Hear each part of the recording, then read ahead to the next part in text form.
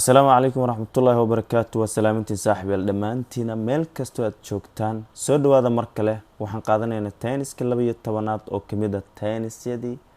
aan horey u soo wadnay tenniskan waxaa la lahaa magaciisa future perfect continuous tense waana kii 12aad way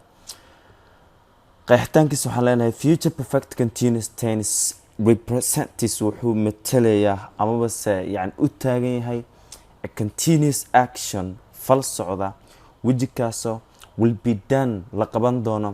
at a certain time xilli cayaman in the future oo future-ka ama mustaqbalka ah qaacidadiisa waxaa ka mid ah subject plus will/shall or plus shall/will plus have plus been plus verb plus ing plus object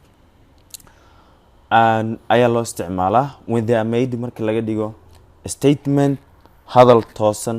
question su'aal negative diidmo and question with negative iyo su'aal iyo diidmo lisu geeyay statement hadal toosan wuxuu leeyahay Aisha gabadha la laho ama la yiraahdo will have been staying here waxay halkan joogi doontaa for 10 years muddo 10 sano ah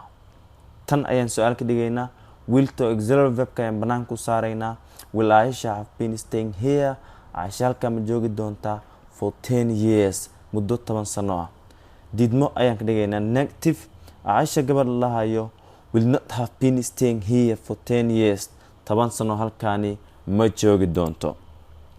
marka ugu dambaysa waxaan ka dhigaynaa question with negative su'aal iyo diidmo la sugay will not Aisha have been staying here Aisha halkan ma joogi doonto miya for 10 years muddo 10 sano ah aad iyo aad ugu mahadsan tahay daawashadaada intaan kulmi doono casharka kan xigo waxaan idinkaga tegayaa sidaas iyo nabadgelyo